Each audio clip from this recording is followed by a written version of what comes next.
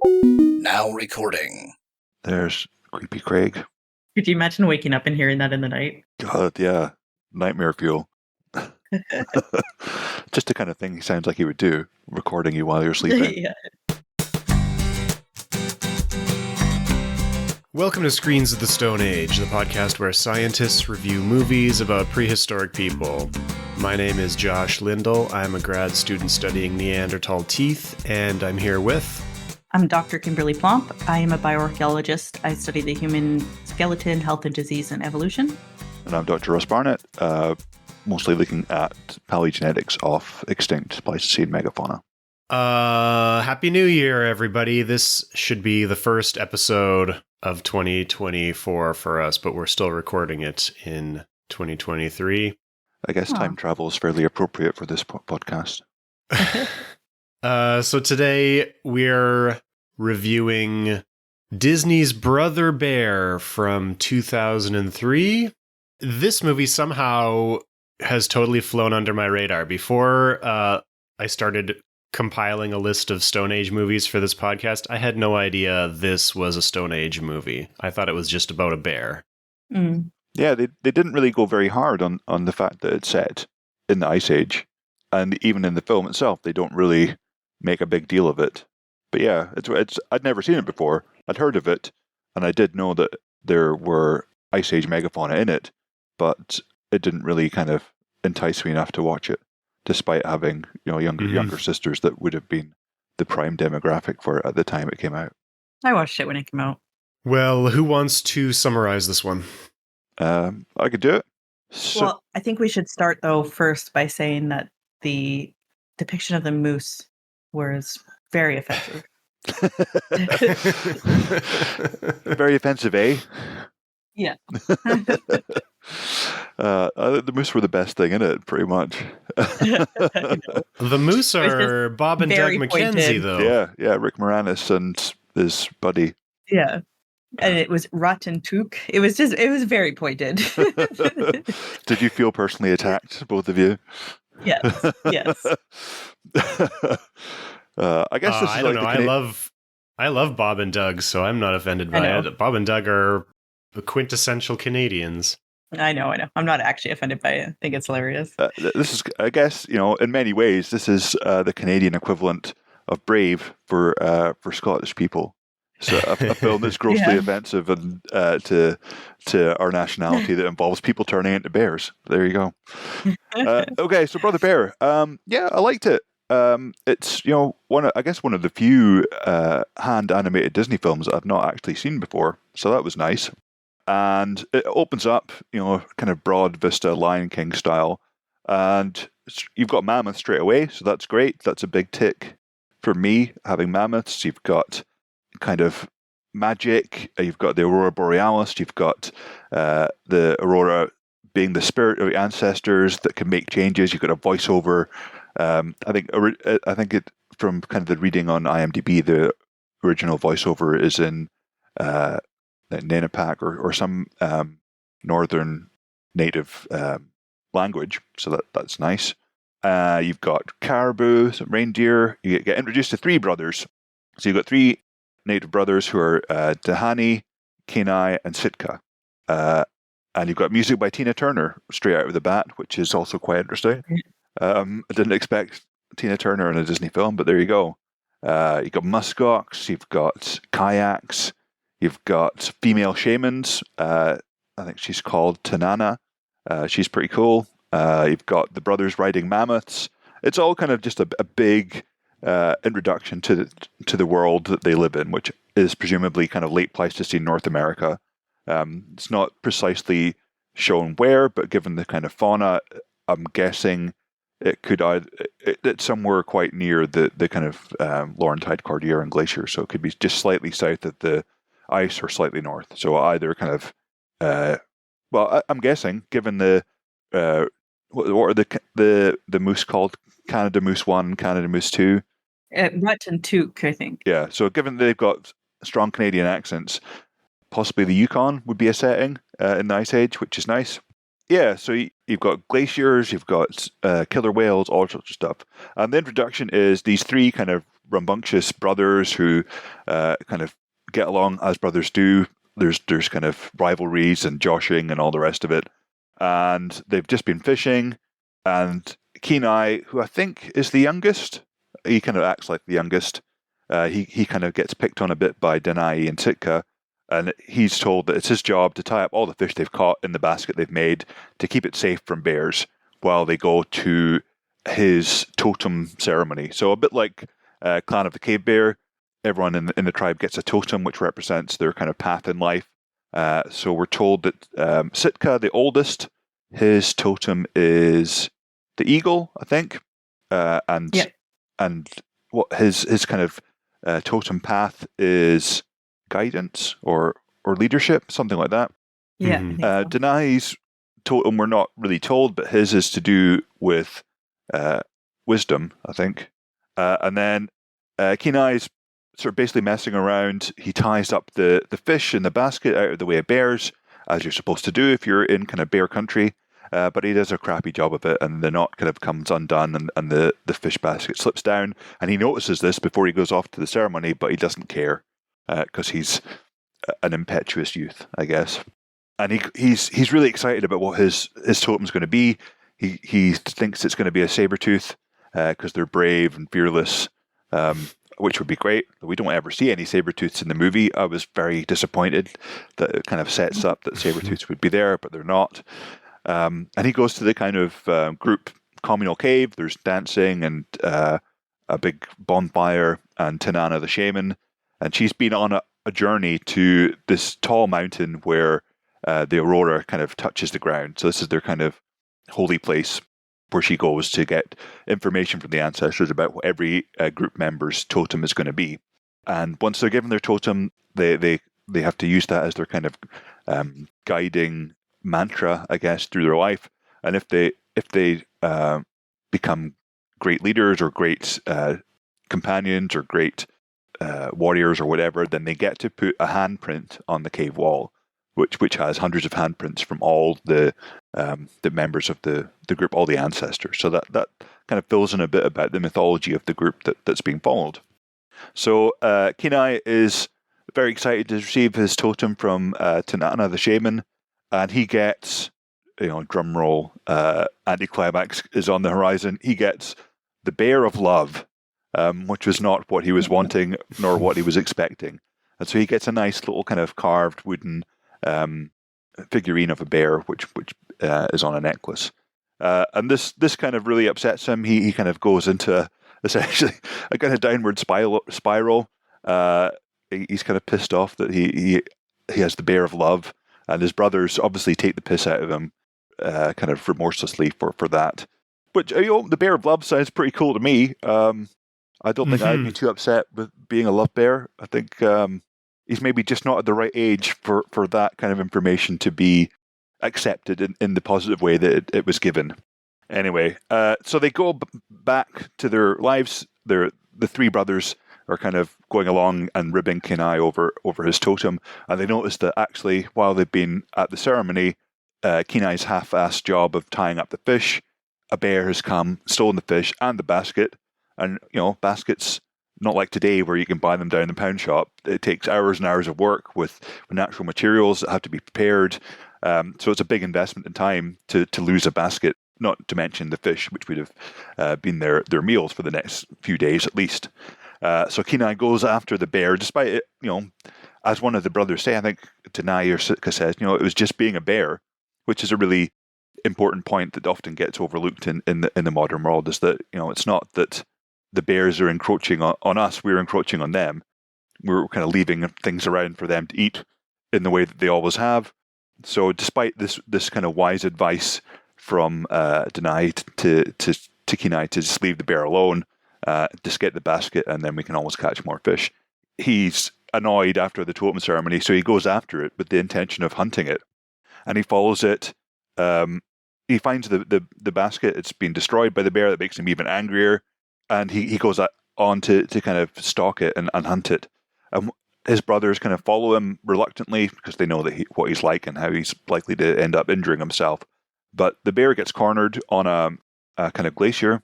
Kenai is attacking it. He falls down a crevasse. it looks like he's in a lot of danger, but luckily Denahi, his middle brother, comes out of nowhere, distracts the bear. Sitka distracts the bear as well, and there's a kind of fairly prolonged fight. Really well animated, I thought. The bear in particular that is animated fantastically and has the really characteristic locomotion of a bear if you've ever seen one walking. They're very distinctive, and they've managed to capture that fantastically. Anyway, so Kenai essentially is in a lot of trouble. Denahi kind of helps him. They're cornering the bear, obviously a big bear that's cornered and being attacked by people is going to fight back. And Sitka is on the job as well. He sees that they're kind of stuck, and there's not really any kind of route out of this situation unless he does something. He's at the kind of glacier edge, and he uses his spear to kind of what would be the word? To lunge at him? Yeah, I don't know what word I'm looking for. Maybe it doesn't even exist. But to make the edge kind of more fragile, he kind of thrusts his spear into it and causes it to kind of crack. And he essentially sacrifices himself to get the bear away from Denahi and Kenai. And they fall, hundreds of feet down into the river. The bear's fine, but Sitka does not reappear from the river that he's crashed into and is fairly obviously dead. So that's a very major oh god, losing my words.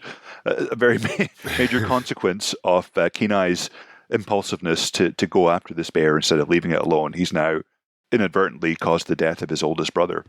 So this enrages him even more. He decides to go after the bear on his own, and he kind of tracks it and follows it up to their kind of holy mountain, the place where the aurora touches the ground, and he fairly mercilessly goes after this bear and is about to kill it when suddenly magic happens, as was predicted at the beginning of the film, and the spirit of Sitka, his brother, appears, and he essentially swaps the spirit of the bear for Kenai. So Kenai becomes a bear. He gets transformed into a bear by the spirit of Sitka and the magic of the holy place where they are. So now we have the kind of setup for the rest of the film. Kenai has been turned into a bear as a kind of spiritual lesson to learn some of the virtues of being a good human. So to learn a bit of patience, a little bit of love, as was predicted by his totem. So he wakes up as a bear for the first time, and luckily, Tanana, the shaman, is the first person he sees. And there's quite a comic scene where Kenai is trying to talk to Tanana, but he is a bear, and so he's speaking in bear kind of growls and grumbles. And Tanana says, "I don't speak bear."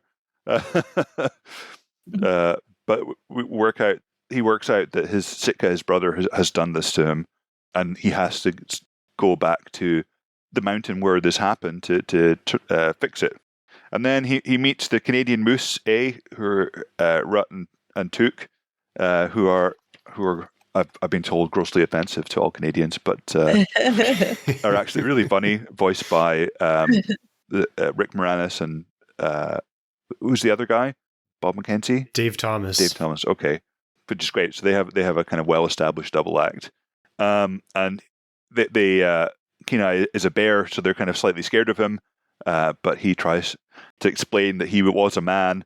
The moose misunderstand this and think that he is making fun of them. They say he used to be a beaver, various other kind of Canadian animals, which is quite funny. Anyway, pretty soon after this, bear Kenai gets caught in a snare, which is not great. So he's trapped by some rope around the foot. And luckily, a bear cub appears in this kind of tradition of Disney movies. He's a small, annoying, talkative character, and he kind of talks about his life and says he could help Kenai, which he does, which is lucky because pretty soon after the cub gets him out of the snare, Denahi appears. This is a snare that had been set probably by Denahi after thinking that a bear had killed Kenai. And Denahi doesn't speak bear either, so he just assumes that Kenai is the bear that killed his brother. So we find out that the cub is called Coda. They run and hide from Denahi in an ice cave in a glacier. It's nicely animated as well. I mean, these are real glacial features. Quite often, big glaciers have these sort of caves formed by running meltwater, which are quite large. Denahi tracks them. He finds the moose as well. They're kind of caught in the crossfire, and all four of them just decide to ride some mammoths so that they can hide their tracks. So you've got moose and bears riding mammoths, which is great. And we learn a bit more about Coda. He always wanted a brother, and we're kind of given a clue as to the name of the film here, Brother Bear. They decide that they're going to go. Coda wants to go to the salmon run, which is where he'll meet up with his mother.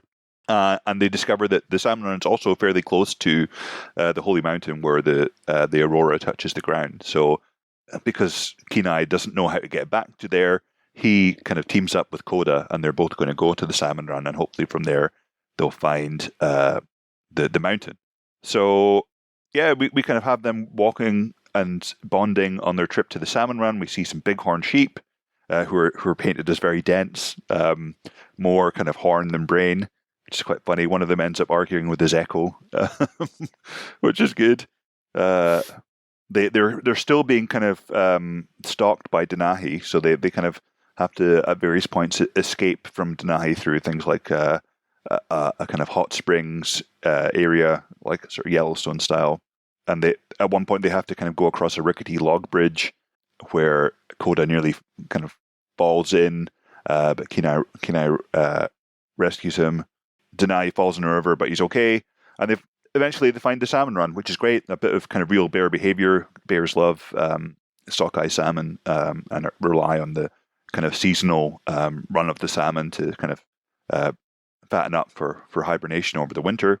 And you have this great kind of meeting of all these kind of bear characters who are telling stories about their journeys and kind of eating salmon and having fun, which is nice. And eventually we get round to Coda. They have like a kind of the salmon of talking, which gets passed around, eventually gets passed to Coda. He gets to tell his story, and he tells about how his mother that he's supposed to be meeting was being kind of followed by a hunter, and she was just trying to find food for Coda when this hunter turned up, this monster, and essentially fought with her, and they got separated. And it's while this story is being told that we realize that the monster that killed the hunted Coda's mother was Kenai, and Kenai has essentially orphaned Coda by killing his mother. And so that's the kind of crux of the whole story, I think. That's what everything hinges on. And so Kenai, having bonded with Coda, now feels very guilty and runs off, but without telling him the truth. And so we kind of get a reuniting later on where Kenai has to explain to poor little Coda that his mother's not coming back, that when he was a man, he killed her, and he's very sorry about it. But while this is going on, Denahi's still on tracking them, and we get to the scene where Denahi catches up with Kenai, who is, in a real kind of quandary. He doesn't want to kill his brother, but he also doesn't want to be killed. And so they kind of fight with Kenai the bear not putting his everything into it because he doesn't want to hurt Denahi. And it looks like he's about to be speared when Coda comes along and sort of distracts Denahi and rescues him at the last minute. And suddenly there's more magic, and Sitka's spirit appears and kind of explains. Well, it doesn't explains by showing. So he kind of changes Kenai back into a human in front of Denahi. Denahi can see Sitka's spirit. He can see Kenai as a human. But then there's a really nice kind of, I guess, sort of Shrek-like about turn at the very last second where Kenai says, actually, I need to stay as a bear. I need to look after Coda. I have responsibility for this little cub who I've orphaned. And so Sitka changes Kenai back again into a bear, into Brother Bear. And Coda's mother's spirit appears at the same time that Sitka does. So it's nice that Coda gets a little bit of closure from reuniting with his mother's spirit. And then Sitka and Coda's mother go back into the aurora and disappear. And then we have a bit of a kind of epilogue where we kind of realize that Denahi was the elder that was speaking at the beginning of the film, telling us the story. He's the only brother to kind of survive unchanged, and Bear Kenai is still welcomed as part of the group, and he gets to put his paw print on the wall of hands at the end, and he gets the bear love totem given as a necklace to him, so that the tribe will know not to kill him later on. And that's basically the end, apart from a few kind of comedy outtakes done after the credits. But yeah, it was a really kind of nice film. It does seem very much like it's just basically Canadian Brave, it seems. The same kind of things, people getting turned into bears to learn a lesson about responsibility and love. But yeah, I quite liked it. This one came out first, though. Yeah, it did. But so Brave very is much actually was Scottish a sleeper. Brother Bear. Okay, sorry. Yeah.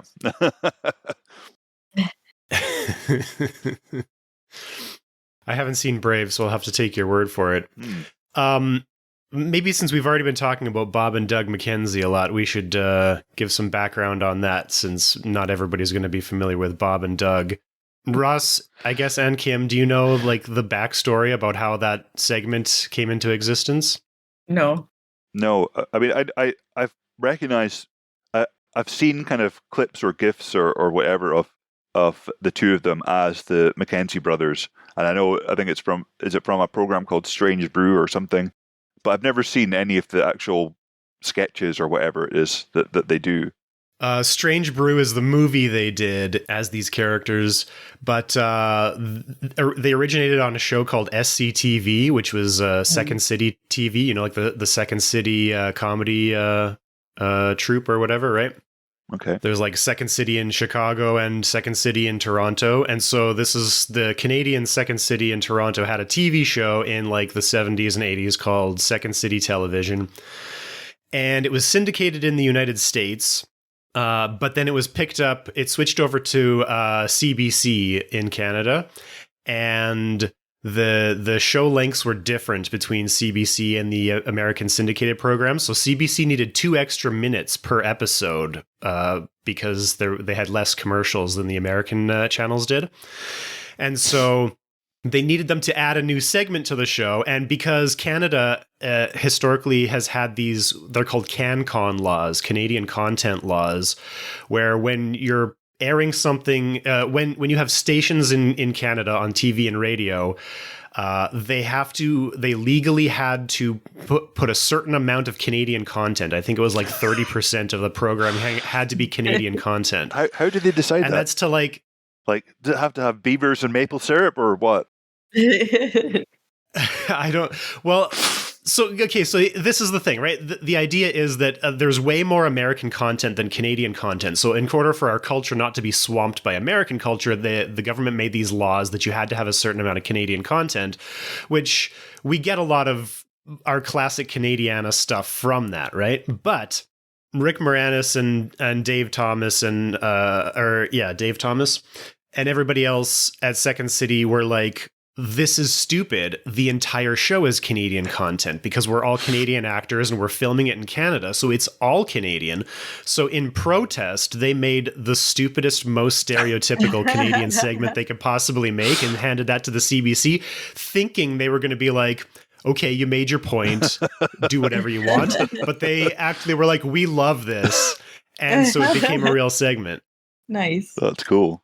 And so the segment is these 2 Canadian hosers sitting on a couch. It's like a cable TV sort of style show where they're just sitting on a couch talking about Canadian topics, wearing toques and drinking beer. I always thought of it as kind of like Canadian Wayne's World. Yeah, it's very much like Wayne's World. Yeah. What is a toque? A toque is a knit beanie. hat or a beanie. Oh, right. There you go. You always got a toque in Canada right beside me here.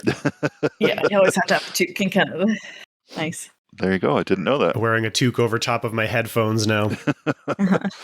Very interesting. We're doing this a week before Christmas. One of my I hate all of the Christmas music, but one of the Christmas songs I have to play all the time leading up to Christmas is Bob and Doug's 12 Days of Christmas. I have a Bob and Doug vinyl record, and it's got the 12 Days of Christmas on it, so I throw that on. I don't know if I've listened to the rest of the record. I just skip it to 12 Days of Christmas. I play that every few days in December. Is it Nice. still, Partridge in a Pear Tree, or is it more Canadian? It's all replaced with Canadian things. Okay. Such as? On the first day of Christmas, my true love gave to me beer. I think, I prefer that to All the Birds. Definitely. Okay, so back to Brother Bear. We have our Canadian moose, but I think strictly it's probably in Alaska. Okay. It could be in the Yukon, but it's obviously in the Ice Age, which means we've talked about the ice-free corridor before. So if we're up in the north during the Ice Age, this is likely happening before the ice-free corridor has opened up. So we're probably limited to being somewhere in Alaska or Yukon, right? Or just south of the ice as well, I guess. But then, you wouldn't have the Canadian accents, I guess. It depends how much you want to inform, have the Canadian accented moose informing your geographical placement.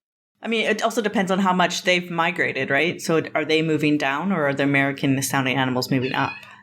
Okay, normally we start off by nitpicking some inaccuracies. This is going to be a weird one, but for some reason there's a Croatian bear. What's going on with that? Why is there a bear speaking Croatian in this movie? I don't know.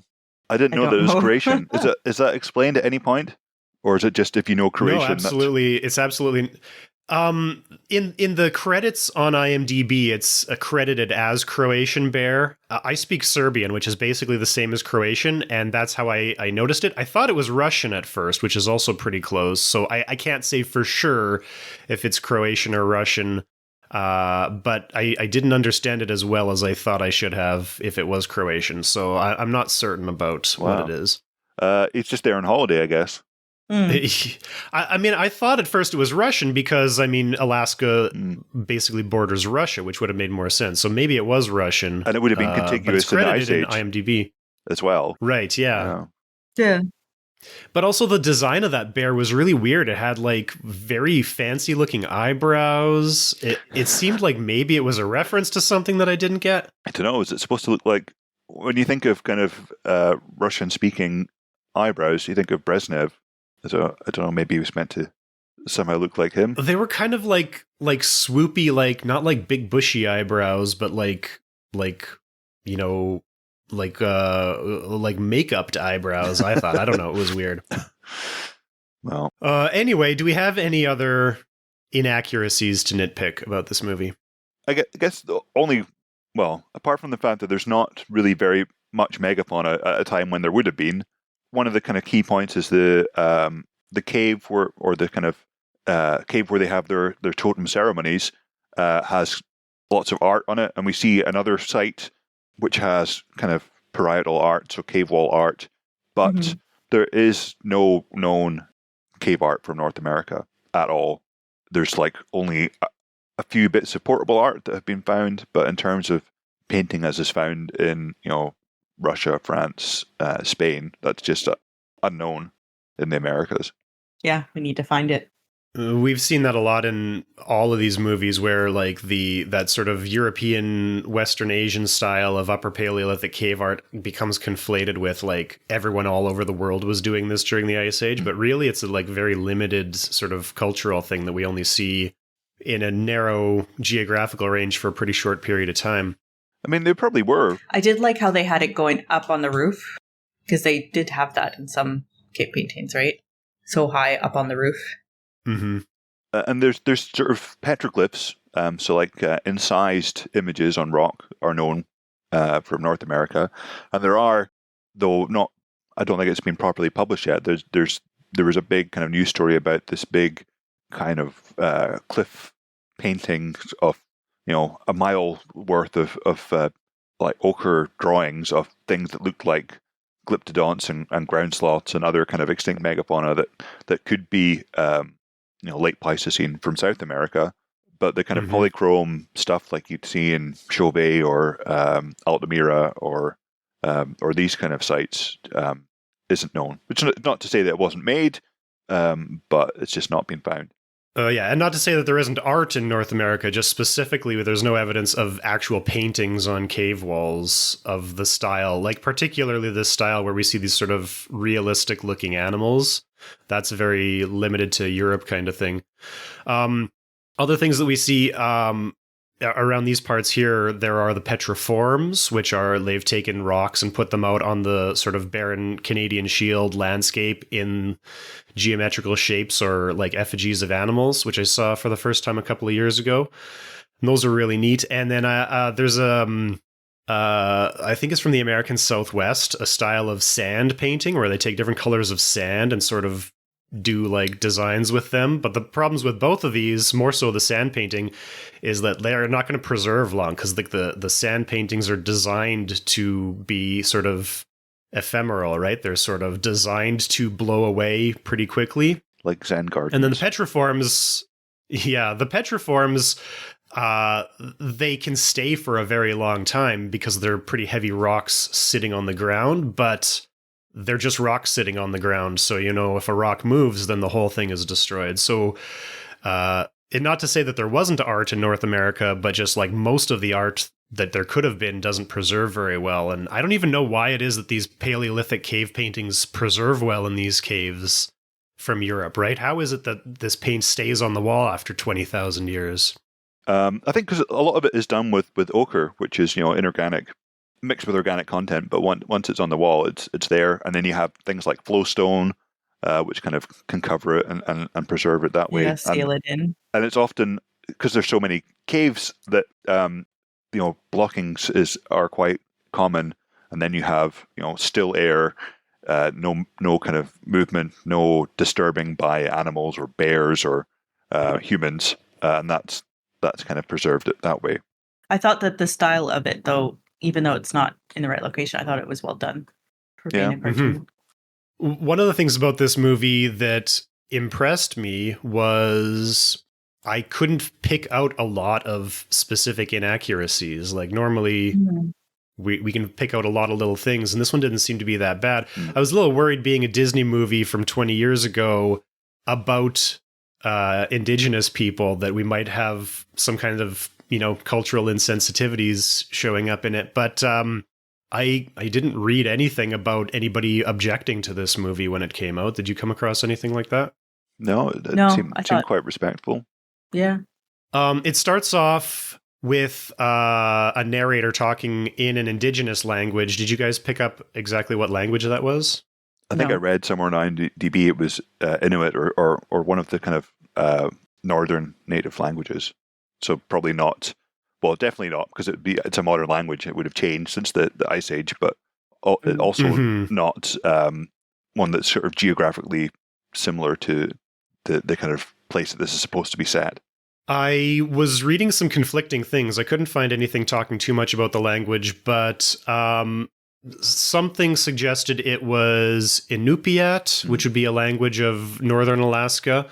But also on Wikipedia, the actor who was doing that narration was actually a professor, I think, of indigenous studies from Alaska and an anthropologist. And IMDb says that he recorded that in the Yupik language. And I don't know if both of those are dialects of Inuktitut, which is the Inuit language. I think Inupiaq is a dialect of Inuktitut, but I don't know if Yupik is. I'm not sure. But either way, it is an indigenous Alaskan dialect that it's spoken in. But as you said, if this is it's at least 11,000 years ago, because that's when mammoths went extinct in North America, right? Yeah. So 11,000 years is a long time for change. So obviously this isn't going to be, the same people as the Inuit. And it's actually not going to be probably ancestors of the Inuit either, because the Inuit we actually know archaeologically are relatively recent arrivals to North America. They migrated across the Arctic, after all of the Arctic ice started to melt and you could actually navigate the Arctic, starting about 5,000 years ago. So, whereas North America was settled at least 15,000 years ago south of the glaciers, it wasn't until about 5,000 years ago that the ancestors of the Inuit started to migrate across the north. So the Inuit language doesn't really make sense since the Inuit as a people didn't really exist in the Arctic at the time. But also it's better than using English or any other language you could have, right? So it's like all those Roman movies where the Romans are all speaking with British accents. You got to make a decision about how to depict it. And I think that using Inupiaq or Yupik or whatever it is was probably a good idea, right? Yeah, if you're going to make a story about native peoples, I think the least you can do is employ speakers of native languages. Yeah. The only other option would be to develop your own language like they did for Alpha, but that's a lot of work and probably really expensive to hire somebody to do that. And also it's a children's movie, so... Yeah. Anyway, most of the movie takes place in the bear language, but they just overdub it into English. But it's not even a bear language because all animals can understand each other. So it's just a language that humans don't know. That's true. Right? Yeah. That's what I always find moose, interesting about movies like this. The moose can understand the chipmunks, that can understand the bears, can understand the bighorns. It's just us that's left out of the loop. Did you guys catch the post-credit scene? Yeah. No.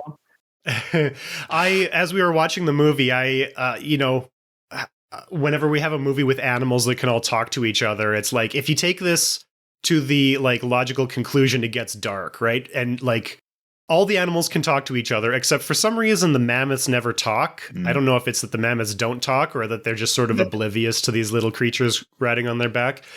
But the fish, we get to the salmon run and the bears are massacring these salmon, and the salmon are animals, but they're not talking, right? Yeah. And I made a note that, isn't it funny that the salmon can't talk? What would these salmon be saying? But then Ross, what's the post-credit scene? So I think I didn't see the salmon one, but I did see the ones of the Root and Antique, having a chat, and there's some of Coda messing around as well.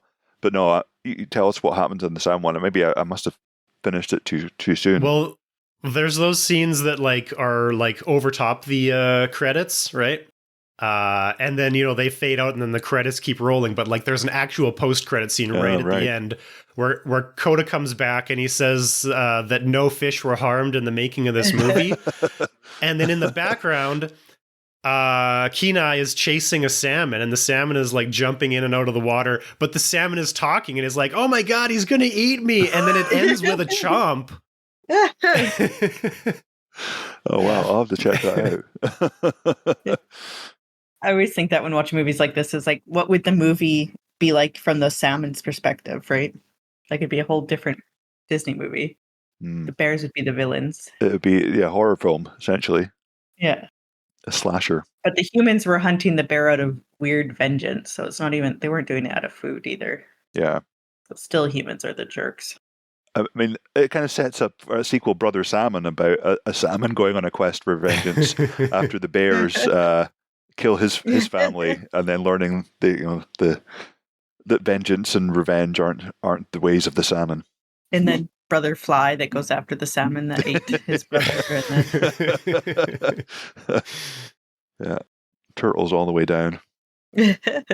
So normally for a big, well-known movie like this, I would turn to IMDb to their factual errors page and find out a whole bunch of good stuff to talk about. But I think it's a testament to how good this movie is that there's not much on the factual errors page.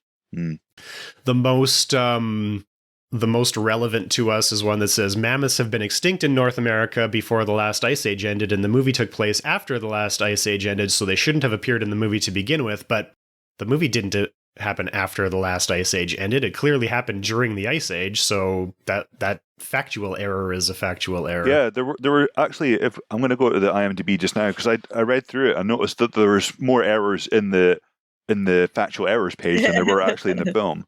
So there's some other ones as well which were really weird. If you're going to do a correction, then don't be even more wrong in your correction. There's a great Instagram account about people incorrectly correcting other people's errors, which would go for that. A Reddit page as well, r/confidently incorrect. Yeah. Yeah. I think it might have been in the trivia sections that it was wrong. There's a lot more trivia than goofs Yeah. on IMDb. I thought the stone tools were pretty well done, and the clothes. That kind of everything was pretty well done. Yeah, the technology was appropriate. Mm-hmm. And even the carvings, like the bear carving that he had. Yeah, it was nice. There's one nice small detail that they got right, which every movie gets wrong, but the eagle features really prominently in this movie because Sitka's totem was an eagle, so they sort of have eagles flying around in the background to sort of symbolize Sitka looking over them. Mm-hmm. But at the end, when he manifests as an eagle and talks to them up on the mountain, he makes this eagle chirping sound, which is the actual sound that an eagle makes. It's sort of a bald eagle. Yeah, a bald eagle, sort of cooing, chirping kind of sound. Mm-hmm.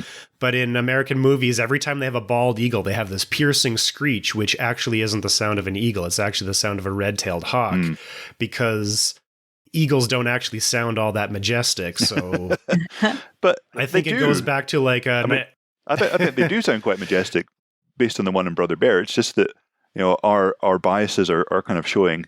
Anyway, I found that so. One of the trivia things says there were more than just mammoths in North America at the time. Yes, that's true. There are also mastodons, yes. Saber-toothed cats, yes. Ground sloths, yes. Giant lemurs, no. Giant lemurs are not in North America. Camels, yes. Horses, yes. Giant beavers, yes. Giant fossas, no. That's definitely somehow mixed up North America and Madagascar, which is where you get giant fossas, and giant lemurs. Macrauchenia, which I think is only found in South America. Woolly rhinoceros, no. Woolly rhinoceroses have never been found in the Americas. And many other animals that didn't make it to today. So yeah, they managed to get quite a few things wrong there. And then the saber-toothed cat is actually mentioned by Kenai as his desired totem, though none appear in the movie. Although this would be accurate, as the iconic saber-toothed cat smilodon fossils. This would be accurate, as the iconic saber-toothed cat smilodon fossils were never found in Alaska alongside woolly mammoth fossils. Well, yes, but there was other saber cats found in north of North America and Yukon and Alaska. So Homotherium's found in Alaska and Yukon. So he doesn't specifically say smilodon; he just says saber-tooth. So that would be it. Well, I read that as a typo because it said, although this would be accurate, but I think it meant to say, although this would be inaccurate, right? Well, whichever way, it's wrong. It was confusing. Yeah. Whether they're accurate or inaccurate, both ways are wrong.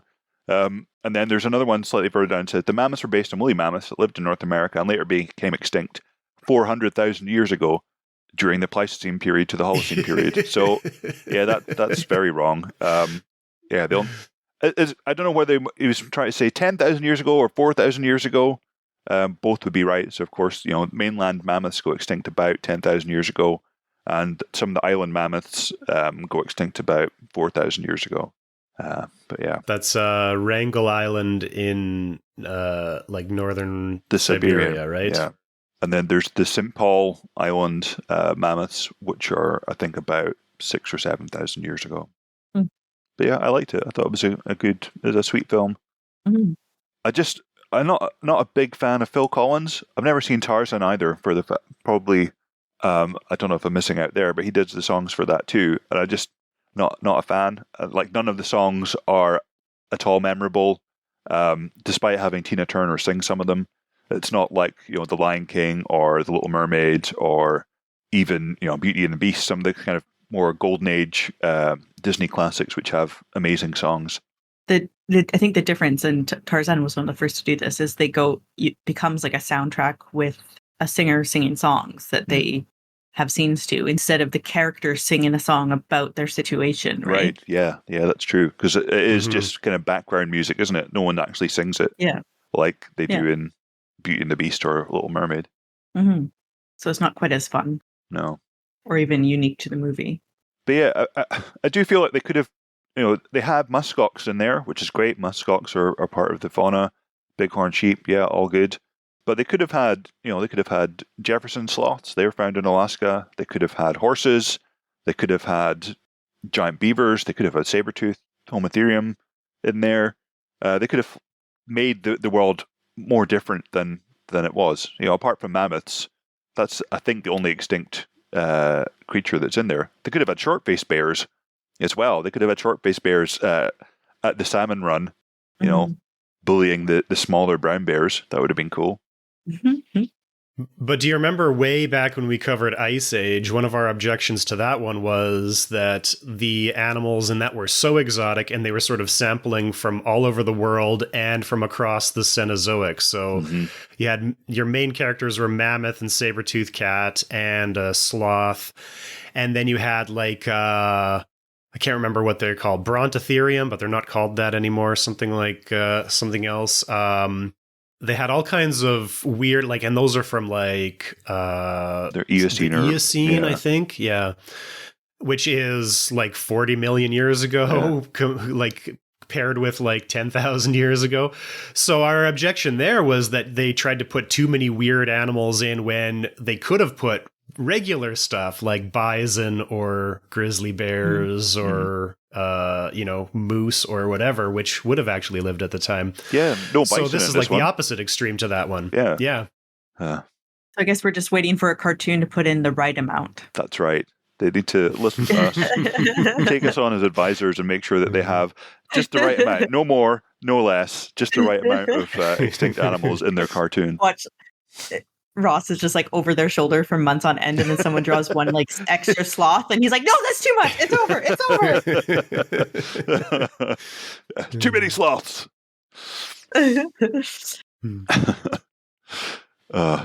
Right, guys, I'm gonna have to head off, but it was fun. Yeah, I enjoyed this film. It was definitely after the last few of Josh's choices. Made you so angry. Was a nice change. Yeah, to not be angry, that's great. Yeah. Good for my blood pressure. Yeah. All right. Bye, guys. Okay. See you. Okay. See ya. And Josh, if it's okay, I'd like to do a plug. Yeah. Okay. So my lab here, I run the Human Osteoarchaeology, Paleopathology, and Evolution Lab. So the HOPE Lab at the University of the Philippines. We have a Facebook page if you look up HOPE Lab. And on it, one of my students is an artist, and he's done an amazing job designing a logo for us. You can see my t-shirt. Very nice. Yeah. So he's selling t-shirts and keychains and bags and buttons and pins and all that stuff. And it's not just, the money doesn't go to the lab. It goes to his mom's cancer treatment, which in the Philippines or on the American system here, it's super expensive. He's a grad student, and he's the only breadwinner in the household. So if anybody wants to purchase some really cool osteo arc tat, check it out.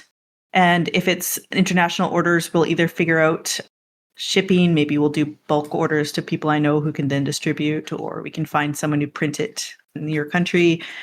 We can figure it out. So check it out if you want to. All proceeds go towards charity, not to the lab. Okay, cool. We'll put a link in the description for that then. Cool, thanks. Well, Ross had to leave early, but do we have anything else to say to finish up Brother Bear?